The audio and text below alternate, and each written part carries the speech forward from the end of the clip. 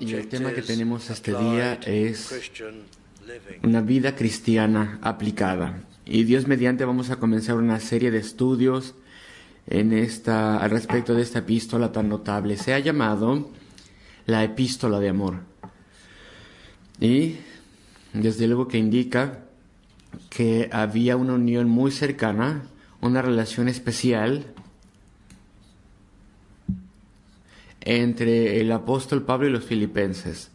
Hay muchos elementos autobiográficos en esta epístola, no hablando tanto al respecto de eventos prácticos de la vida de Pablo y sus ministerios, sino más bien sus sentimientos al respecto de diferentes cosas y su actitud al respecto de diferentes cosas.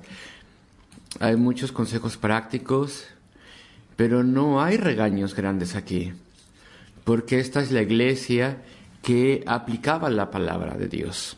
Filipo parece que fue una congregación maravillosa. No es que no tuviese fallas, claro que no, pero era la iglesia que aplicaba la palabra de Dios. Era una iglesia auténtica. Entonces, la carta de Pablo la tenemos aquí a los filipenses. Filipo. Voy a decir algunas cosas al respecto de Filipo, y evidentemente podemos leer al respecto de Filipo en cualquier diccionario bíblico, cualquier biblia de estudio. Era un lugar famoso de forma bíblica. Estaba dentro de la provincia romana de Macedonia y aún así era una de las pocas ciudades privilegiadas en ese entonces que era una colonia en sí misma. Estaba dentro de una colonia, pero era designada con un estado privilegiado como de una colonia en sí misma. Fue nombrada a raíz de Felipe el II, que fue hijo de Alexandre el Grande. Había sido un lugar muy rico, de gran afluencia económica. Había minas de oro muy prósperas allá en Filipo. Esas minas se extinguieron unos 150 años antes del apóstol Pablo, antes de su tiempo. Era famoso Filipo en tiempos antiguos por una batalla que había sido luchada ahí. Después de que la ciudad dejó de ser griega y pasó a manos romanas, hubo la batalla de Filipo entre romanos y romanos en el año 42 antes de Cristo, evidentemente mucho antes del tiempo del apóstol Pablo. Y sin nombrar a todas las personas, ustedes se acordarán de Brutus o Bruto. Él estaba de un lado representando a la República Romana, Brutus, y de otro lado estaba Antonio, el Antonio de Cleopatra, y él estaba vengando la muerte del César a manos de Brutus, y Brutus pereció, y Antonio, claro, y Cleopatra murió un poco después. Antonio había caído ante Cleopatra. Ella antes había estado con Julio César, y cuando fueron atrapados se suicidaron.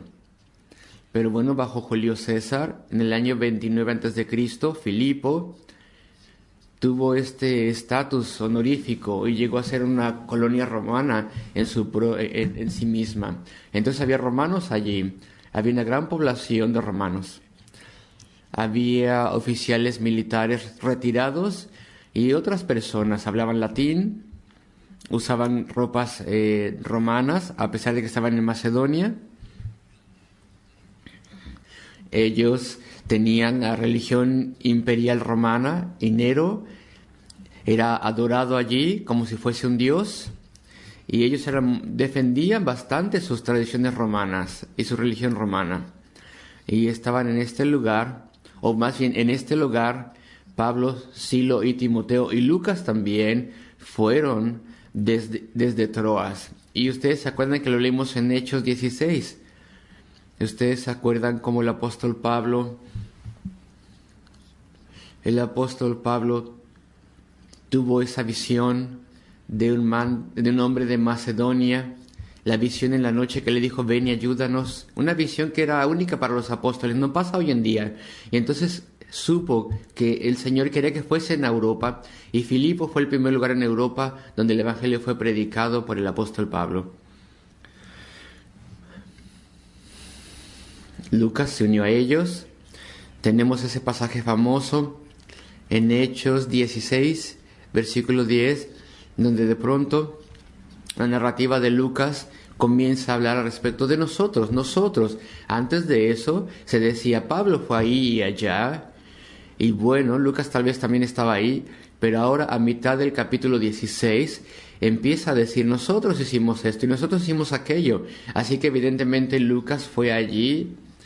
Entonces era Pablo, Silo, Timoteo y Lucas, y ese grupo de evangelistas fueron a Filipo. Y ustedes se acuerdan que leímos en la lectura de la palabra de Dios como el primer día de reposo fueron a este río de Filipo, y allí al lado de este río había una reunión al aire libre de los judíos. No había sinagoga ahí en Filipo, no había suficientes judíos, pero bueno, probablemente había unos 10 o unos 12, la mayoría de ellas mujeres parece ser, que eran judías. Y también Lidia estaba ahí, que no era judía, era una proselita. Ella temía al Señor y se reunía con los judíos ahí. Y leímos al respecto de eso, estaba ahí Lidia. Ella quería conocer a Dios. Ella se reunía con los judíos, pensando que encontraría a Dios entre los judíos. Quería saber qué enseñaban. Había mujeres piadosas, pero no tenían claridad. Ellos no entendían esas mujeres. Tal vez le decían, tienes que hacer cosas judías. Tienes que guardar la ley judía, los rituales judíos. Y después conocerás a Dios y caminarás con Él. Y después vino Pablo y explicó al respecto de la gracia, la necesidad del perdón y la salvación a través de Cristo. Entonces leemos que el Señor abrió el corazón de Lidia. Y después vino a Cristo. Y no sabemos qué tiempo pasó, pero evidentemente volvió a nacer, y otras personas también. Y después también se acuerdan que leímos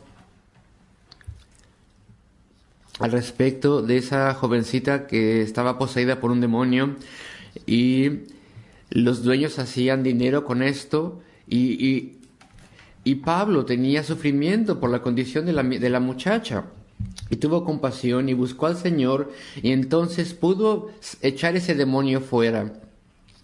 Y los dueños de la jovencita estaban furiosos y levantaron a la muchedumbre, entonces hubo problemas ahí en el pueblo. Y el magistrado ordenó que Pablo y Silo fuesen atrapados y arrojados y golpeados, cosas terribles, un castigo terrible. Pero eso no fue legal, porque ellos eran ciudadanos romanos y nadie les preguntó. Ellos tenían ciudadanía romana, y en la provincia de Filipo,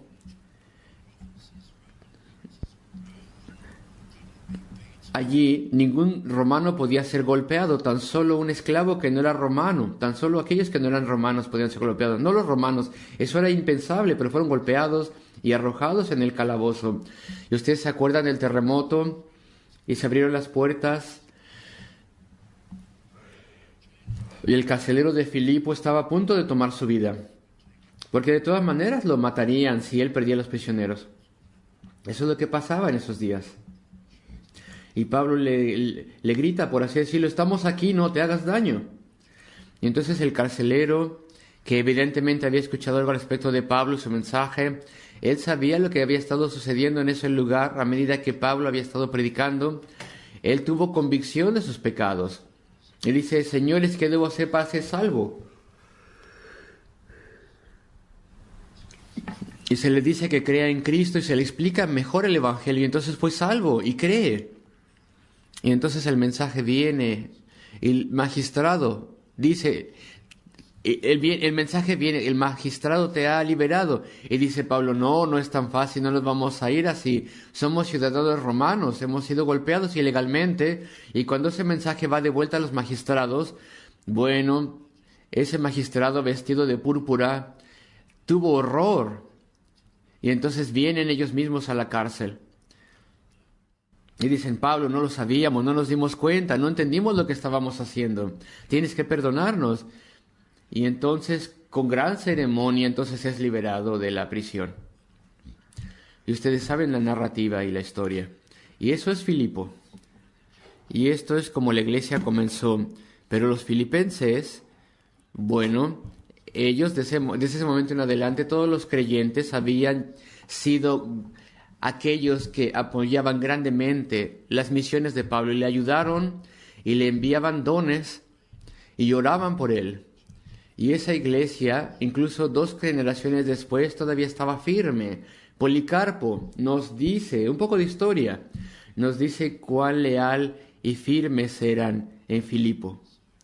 Y fue así que lo que Pablo plantó fue bendecido por el Espíritu Santo. Y había ahí verdaderos convertidos y la iglesia duró. Entonces Pablo les escribe, y les escribe de la prisión. Ahora ya está en Roma. Él ha sido aprisionado, está en la prisión. Es por ahí del año 61, 62 después de Cristo. Y les escribe para darles gracias por todo su apoyo durante tantos años. Les escribe para explicarles la situación. Les debe una explicación. No desea que estén desalentados por el hecho de que él ahora es un prisionero. Y les dice que eso es de Dios. Y cómo Dios está usando incluso su prisión. Y les escribe para darles gozo y guía y exhortarles. Entonces aquí tenemos esta carta de amor a la iglesia que había aplicado la palabra. El versículo 1, Pablo y Timoteo. Siervos de Jesucristo a todos los santos en Cristo Jesús que están en Filipos con los obispos y diáconos. No hay duda, creo yo, que esta carta es dictada a Timoteo.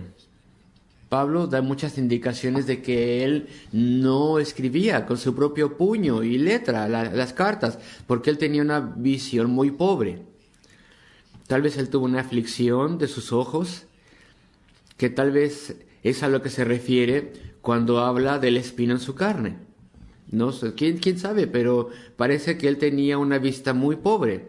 Entonces Timoteo está allí y muy probablemente era él el que escribía mientras Pablo le dictaba. Pablo y Timoteo, siervos, esclavos, dice el original, de Jesucristo. Pablo aquí no aquí no pone su autoridad como hace en otras partes.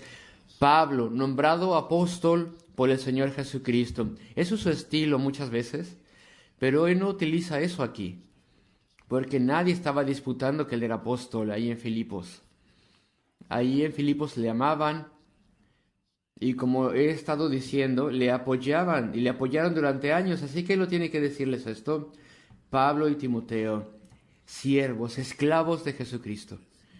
Esa es la actitud de un verdadero creyente. Esclavos, pero esclavos felices, deseando ser esclavos. ¿Qué quiere decir con esto cuando se llama esclavo? Bueno, es claro lo que él quiere decir. Él ha sido comprado, ha sido redimido, comparado por Cristo. Y ahora le pertenece a Cristo. Y él era tan devoto a Cristo como lo tenía que ser un esclavo a su amo. Tú eres un creyente cristiano, has sido salvado por Cristo, le confías en él y le amas. ¿Podrías decirle a alguien, soy un esclavo de Jesucristo? He sido comprado por él y entonces yo le pertenezco y tengo toda devoción a él. Y toda mi vida es para su servicio y le antepongo siempre en mi vida. Y él es más importante a mí que este mundo. Y estoy aquí en mi vida cada paso del camino para poder traer gloria a su santo nombre. Así es como tendríamos que pensar. ¿Y hay alguien aquí que pueda decir, soy un creyente, pero no puedes hablar así? Todas tus decisiones son hechas en intereses terrenales, por tu propio placer personal, para tus propias prioridades personales. No te ves a ti mismo o a ti misma como alguien que está al servicio de Jesucristo. Esta es la manera, queridos amigos, Pablo y Timoteo, siervos, esclavos de Jesucristo. A todos los santos en Cristo Jesús. Eso es una palabra muy importante. Nada más estamos viendo la salutación, santos. Santos. Esto se refiere a una persona que es apartada. Los cristianos se les llama santos en el Nuevo Testamento, apartados, los apartados. ¿Estás apartado? ¿Estás apartada? ¿Apartado y apartada del mundo? Y lamentablemente, como les digo muchas veces, hay personas hoy en día que dicen, pastores, que dicen que creen en la Biblia, pero ahora están diciendo, están promoviendo una nueva versión del cristianismo bíblico y dicen, no tienes que estar apartado. Haz lo que hacen los mundanos. Sigue lo que ellos siguen, adopta su cultura. Escucha su música. Haz todas las cosas que ellos hacen, ve todos los programas que ellos ven, incluso los sucios y los dudosos. Tienes que explorar la cultura del mundo y tienes que adoptarla para ti. Es anticuado decir que tendrías que estar separado del mundo. Pero somos santos, apartados para Dios. No vivimos como hacen los mundanos, sino hacemos sus cosas. Tenemos a los mundanos en nuestros corazones porque queremos ganarles y sacarles de este mundo impío y traerles a Jesucristo, para que puedan encontrarle, llamarle y probar su fidelidad y caminar con Él. Pero puedes decir, te pregunto, ¿eres un santo o una santa apartado o apartada del comportamiento del mundo? Pablo y Timoteo, esclavos de Jesucristo, a todos los santos, los apartados en Cristo Jesús que están en Filipos, con los obispos y diáconos. Ellos no dicen con los profetas y apóstoles, ¿verdad que no? Eso ya estaba desvaneciéndose en el Nuevo Testamento. Los oficiales eran obispos y diáconos, obispos en plural, no un obispo sobre una región, sino muchos obispos en una iglesia. La palabra que se traduce obispo literalmente significa, o viene más bien de dos palabras que se unen en una, y dice superintendente. Con todos los superintendentes, no significa como gobernadores de un alto rango, más bien aquellos que están cuidando almas, que cuidan de las almas, como los pastores que cuidan sus ovejas, que están procurando su salud y bienestar, que están preocupados por ellas. El superintendente o los superintendentes que cuidan y guían y guardan el rebaño del Señor. Eso es lo que quiere decir aquí obispos. La palabra es sinónima y se intercambia con el término ancianos. Nosotros hoy en día preferimos el término ancianos, así que hay ancianos en cada iglesia, incluyendo, desde luego, el pastor de una iglesia o el predicador, él es un anciano también, pero hay ancianos y hay diáconos, y cada iglesia tiene una pluralidad. En el tabernáculo hoy en día tenemos 4 ancianos y más diáconos que eso. En el tiempo del pastor Charles Spurgeon, en la última parte del siglo XIX, ahí la iglesia tenía 20 ancianos, pero eran 5,000 personas. Ahora, en la lista, en el tabernáculo, tenemos casi 1,000 personas. Entonces, de forma accidental, creo yo, es la misma proporción. 4 ancianos para 1,000 personas es la misma proporción que 20 ancianos para 5,000 personas.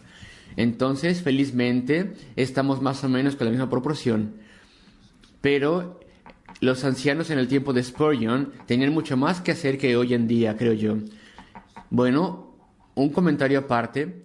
En el tiempo de Spurgeon, esa gran congregación, esa gran iglesia, hacía muchas cosas buenas. Tenían misiones, tenían escuelas para pobres, tenían todo tipo de cosas, asociaciones filantrópicas, grupos de personas que se reunían en una sociedad o agrupación para cocinar para los pobres. Una familia tal vez de 10 personas vivía en un solo cuarto y no tenía para cocinar. Entonces se cocinaban y se preparaban cosas para los pobres. Buenas obras, evangelismo también. Y yo siempre he creído que había unas 57 sociedades o agrupaciones en el tabernáculo. Sociedades para buenas obras, estudios bíblicos. Por ejemplo, una reunión famosa, tal vez tú has escuchado de esto, la clase de Mrs. Bartlett. La clase de esta mujer era para sirvientas que trabajaban en casas grandes de ricos. Y ella tenía esta clase bíblica inmensa. eran como 500 o 600 jovencitas en cierto momento dado, y ella enseñaba a otras personas, y claro, desde luego las mujeres nunca enseñaban a los hombres, pero la clase de esta mujer era para las chicas. Entonces la regla de esos días era que cada sociedad o agrupación en la iglesia, para buenas obras o una clase bíblica, lo que fuera, era supervisada por un anciano. Anciano de la iglesia, no anciano por edad, sino el cargo de la iglesia. Y creo que había 57 sociedades. Entonces 57 sociedades y eran supervisadas por los que tenían el cargo de anciano en la iglesia. Y bueno, estaba hablando con el doctor Tom Nettles, el autor americano de la más reciente biografía del pastor Spurgeon, que es una muy buena biografía, muy grande. Y él me dijo que él no sabía cuántas sociedades había, pero le había contado unas 66 sociedades en los documentos que revisó. 20 ancianos, entonces tenían unas 3 sociedades que supervisar. Entonces tenían bastante que hacer en esos días. Y la iglesia tenía un gran compromiso a la enseñanza de la Biblia y a buenas obras, y lo hacía a través de sociedades, y todas ellas eran supervisadas por un anciano de la iglesia. Bueno, eso es una pequeña desviación. Queridos amigos, eso es como la iglesia tiene que funcionar. Hay un patrón para la iglesia en la Biblia, y cada iglesia tiene sus ancianos y sus diáconos. Pablo y Timoteo, siervos, esclavos de Jesucristo, a todos los santos, los apartados fuera del mundo, en Cristo Jesús, que están en Filipos, con los obispos y los ancianos, claro, los superintendentes y los diáconos. Eso es Filipenses 1:1. Filipenses 1:2. Gracia y paz a vosotros. Versículo 2. Gracia, el favor de Dios, que es salutación y paz, unión con Dios. Valoramos la gracia. La salvación es por gracia. Es libre, es gratuita, es el favor libre de Dios. No podemos ganarlo, no podemos merecerlo. Y valoramos la unión con Dios también. Si Dios está entre nosotros, te pregunto, ¿Dios está en tu casa? ¿Él escucha y responde tus oraciones? ¿Él salva almas a través de tu hogar? ¿Tienes compromiso para Él en servicio? Unión con Dios. La valoramos grandemente. Gracia y paz a vosotros de Dios nuestro Padre y del Señor Jesucristo. Quisiera ir al versículo 3. Es un versículo muy pequeñito, pero es muy rico. Doy gracias a mi Dios siempre que me acuerdo de vosotros. Pablo se acordó de ellos. Él se acordó de ellos frecuentemente. Y cuando se acordaba de ellos, él daba gracias a Dios. Era muy hermoso, decía el apóstol. No, el apóstol Pablo era muy bueno para acción de gracias. Él siempre daba gracias. Tú te preguntas de dónde obtenía Pablo su fortaleza, un hombre que era ya anciano y enfermo en esos días y con esos duros viajes, y frecuentemente fue golpeado, arrestado, tomado y sufrió todo tipo de dificultades y tribulaciones. Y tú te preguntas tal vez de dónde obtenía él su energía y su fortaleza. Bueno, pues uno de sus secretos, si podemos llamarlo así, es que él amaba dar gracias y alababa a Dios muchísimo. Cuando él se acordaba de los filipenses, cuando él se acordaba de Lidia, por ejemplo. Ahora espero no estar haciéndole un mal a Lidia, pero él se acordaba de esa mujer orgullosa, justa ante sus propios ojos, que pensaba que podía merecer el favor de Dios al hacer las cosas correctas en los rituales. Y aún así esa mujer vino a ser humilde y buscó al Señor, deseó a Cristo, confió en su muerte en la cruz del Calvario y le sirvió y dio la bienvenida a la iglesia que estaban haciendo allí y le dio la bienvenida a su casa. ¿Qué diferencia hizo la gracia y la conversión? Él podía pensar que entre los filipenses, yo estoy seguro, él podía recordar personas que antes eran hostiles, que tenían muy mal carácter, que ahora eran gentiles. Él podía pensar en personas que habían sido cambiadas profundamente. Cuando tu esposo fue salvo, ¿fue cambiado? Se hizo un hombre diferente, ganó un carácter nuevo, por completo era más paciente, tenía nuevos objetivos, fue dramática y profundamente cambiado. Cuando tu esposa fue salva, se hizo miles de veces más dulce, se hizo gentil, cuidadosa, fue cambiada. Cuando Pablo pensaba al respecto de los filipenses, él podía pensar en transformaciones dramáticas, nuevas personas, nuevos hombres y mujeres, jóvenes también. Y entonces daba gracias en cada pensamiento, en cada recuerdo, daba gracias por estas cosas, estas hermosas obras de la gracia de Dios. Doy gracias a mi Dios siempre que me acuerdo de vosotros. Este es el apóstol. Y me gusta la forma en que dice, mi Dios. Este es el lenguaje de alguien que está acostumbrado a observar la obra característica de Dios. Él es mi Dios. He orado a Él miles de veces. He visto los frutos y la forma en la que Él ha obrado en vidas de las personas por las cuales he orado. Era tal como esta obra en la vida de las personas que fueron salvas allí en Filipos, y el apóstol daba gracias por todo esto. Y él veía siempre que Dios estaba obrando. La acción de gracias es algo que debemos a Dios. Lo dije hace muy pocos domingos. Den gracias a Dios siempre, todo el tiempo. Esa es la forma en que nos aproximamos a Él. A veces te cuesta trabajo orar, tu corazón está frío, y de alguna forma no tienes ese sentido de certeza que tal vez antes tenías de que estás en la presencia de Dios y tus oraciones son escuchadas. Bueno, te voy a dar una forma segura de venir a la presencia de Dios y para que tus sentimientos sean restaurados y para que tengas certeza de que Él te escucha. Y esto es a través de la acción de gracias. Acción de gracias. Voy a comenzar mi tiempo de oración esta mañana y esta noche con 10 minutos de acción de gracias. Voy a pensar en todas las cosas por las cuales debo dar gracias a Dios. Voy a comenzar con mi salvación. Voy a comenzar por Cristo y su gran bondad. Y voy a pensar en esos tiempos de perdón y restauración cuando le he ofendido.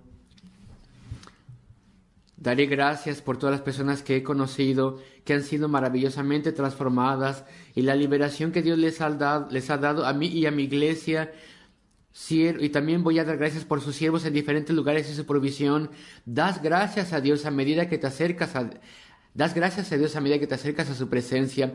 Ese es un hermoso procedimiento y lo tendríamos que practicar frecuentemente.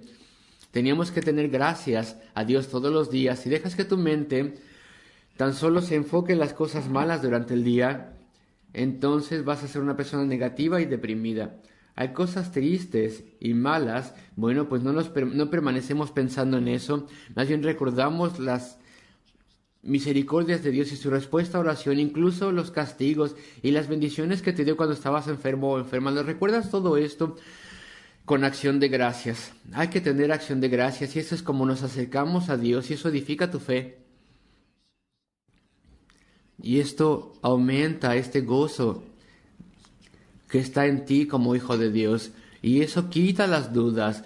¿Cómo Satanás puede disparar esos dados de duda en tu mente cuando tu mente está recordando bendiciones que no podemos confundir con nada más? Y tu mente recuerda este flujo de evidencias que Dios hace que pase por tu vida. Doy gracias a mi Dios.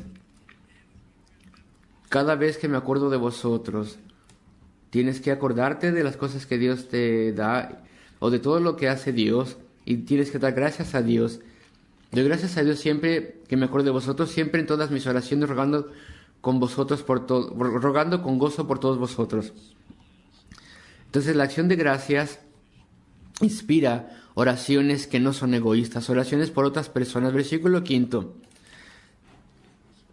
Él da gracias en particular por la comunión en el Evangelio desde el primer día hasta ahora. Versículo 5 es como que está pegado al versículo 3. Te ayuda, de hecho, si lo haces así. Doy gracias a mi Dios siempre que me acuerdo de vosotros, versículo 3. Ahora versículo 5, por vuestra comunión en el Evangelio desde el primer día hasta ahora. Y aquí está la cercanía especial. Filipos era una iglesia trabajadora. Filipos apoyaba las misiones. Ellos estaban basados en Cristo y la salvación de las almas. Ellos tenían comunión con el apóstol en el Evangelio y en la fe también.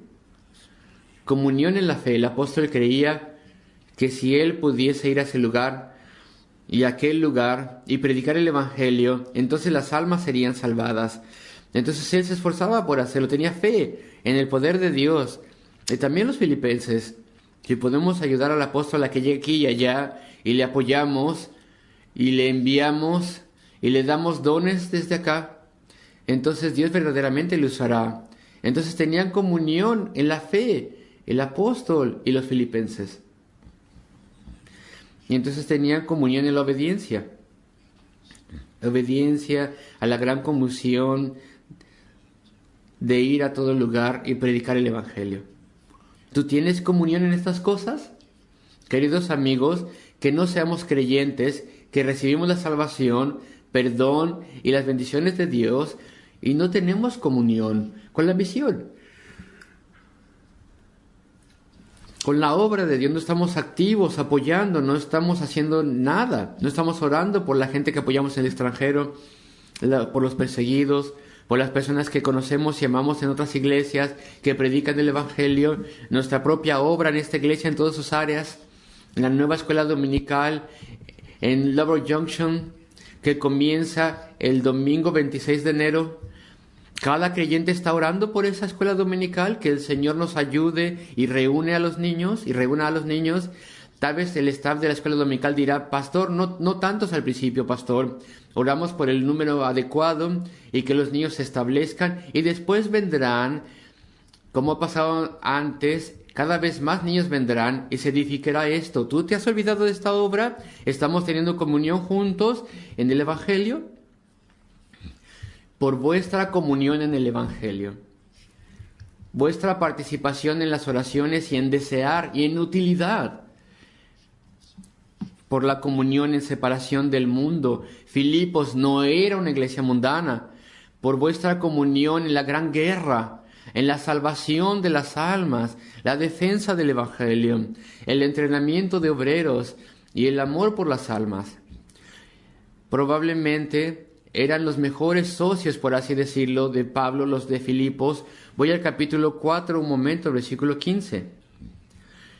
Y sabéis también vosotros, oh filipenses, que al principio de la predicación del Evangelio, cuando partí de Macedonia, ninguna iglesia participó conmigo en razón de dar y recibir, sino vosotros solos. Pues aún en Tesalónica me enviasteis una y otra vez para mis necesidades, etc. Era una iglesia que trabajaba y se esforzaba en apoyar al apóstol tanto como podía. Esta es una vida cristiana aplicada y podemos leer la narración de 2 de Corintios 8, los primeros 5 versículos, la maravillosa obra de Filipos ahí, de los macedonios, al apoyar la obra de Jesucristo. Voy al versículo 6 de Filipenses 1. Filipenses 1:6. Estando persuadido de esto, que el que comenzó en vosotros la buena obra, la perfeccionará hasta el día de Jesucristo. ¿Qué versículo tan extraordinario es este? Es al respecto de la doctrina de la perseverancia de los santos. La perseverancia de los santos. Confío en que todos conocemos la doctrina de la perseverancia de los santos. Algunas personas le llaman, para poder hacerlo más simple, la llaman la doctrina de la preservación de los santos. Pero eso es una gran lástima, es una lástima que se llame así. Cuando nuestros antepasados, los escritores de las grandes confesiones de fe del siglo XVII, cuando ellos utilizaron estos términos, la perseverancia de los santos, ellos sabían exactamente lo que querían decir. La preservación de los santos tan solo en parte está de acuerdo con la perseveranza, tan solo en parte. No tan solo somos preservados en la vida cristiana y en el caminar cristiano, eso es verdad. Cada persona que verdaderamente es salva, que verdaderamente ha venido a Cristo y de forma sincera, será preservada. Sin embargo, la perseverancia de los santos tiene otra área y lo expresa de forma más exacta. Ser preservados implica tal vez demasiado. Tal vez voy a ser preservado de la batalla, o preservado de rebeldía espiritual, o preservado de las dudas, o de la persecución. Implica demasiado. Y no. Nunca seré preservado de esas cosas. Tal vez de algunas de estas cosas sí. Dios sabe mis debilidades. No meramente seré preservado para la eternidad y para el cielo y para la gloria. Seré capacitado para perseverar. A pesar de que haya persecución, o tal vez oposición, o tal vez tontamente caiga en pecado y tenga rebeldía espiritual, a pesar de eso, Dios se asegurará que mi conciencia obre y me dé convicción, y que yo me arrepienta, y que yo venga otra vez y resista la presión, y que persevere hasta el final. Él me preservará a través del proceso de capacitarme a perseverar. Así es como puedes diferenciar a un verdadero creyente. Si algo sale mal con este creyente, al final persevera, viene de vuelta y su vida es dedicada de nuevo y aprende las lecciones, y entonces Dios hace que persevere. Entonces aquí está la doctrina de la perseverancia de los santos. Estando persuadido de esto, que el que comenzó en vosotros la buena obra, la perfeccionará. La buena obra, la lucha en contra del pecado, la lucha por la santidad, el servicio a Cristo. Aquel que comenzó la buena obra en vosotros, la perfeccionará hasta el día de Jesucristo. El Señor termina lo que comienza. Nadie que verdaderamente haya sido salvo se perderá jamás. Dios obrará en sus corazones. Cristo es infalible. Si Él sufrió y murió y cargó con el castigo de tu pecado, entonces se lo hará de forma, o lo hizo exitosamente. Tu pecado ha sido lavado, debe ser salvo, debe ser guardado. Vean estas palabras. Aquel que comenzó en vosotros la buena obra, en vosotros, en vuestro carácter y servicio, en vuestro amor, en vuestra confianza y obediencia, Él perfeccionará esto, lo mantendrá, lo perfeccionará hasta el día de Jesucristo. El día de la revelación, cuando Él vuelva, el Señor, y se revele a sí mismo. El día en que toda su obra de redención sea completada, todos los elegidos son completados. El día en que el mundo será juzgado y toda la tierra se derrita, y entonces será rejuvenecida y restaurada.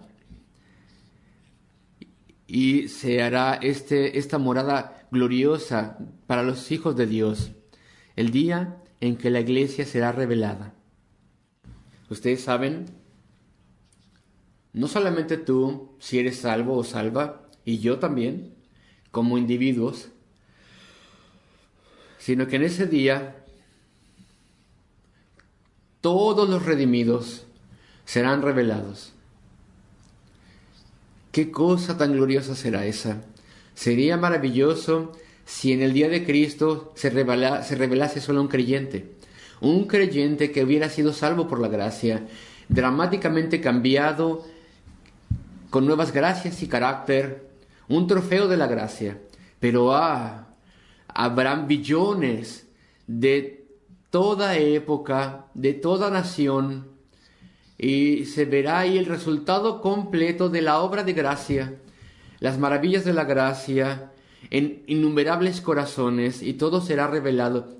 Será revelada la obra de Cristo, el amor de Cristo, el precio que pagó será representado ahí. En ese gran día no será una planta tan hermosa como pueda ser la cual sea revelada, sino que será billones de plantas. Todo un jardín botánico glorioso, una hermosa visión, el día de la revelación. Él lo perfeccionará hasta el día de Jesucristo, cuando todas las cosas sean reveladas y vistas. Esta es tan solo la primera parte, queridos amigos. Esta es solo la salutación. Traje la Confesión Bautista de Fe de 1689 y cierro con esto unas cuantas palabras. Estamos hablando ahora de la Confesión Bautista de Fe de 1689 y bajo el título de la perseverancia de los santos leemos estas palabras. No todo sería demasiado, pero escuchen esto. Los santos ciertamente perseverarán en él hasta el fin y serán salvos por toda la eternidad, puesto que los dones y el llamamiento de Dios son irrevocables, por lo que Él continúa engendrando y nutriendo en ellos la fe, el arrepentimiento, el amor, el gozo y todas las virtudes del Espíritu.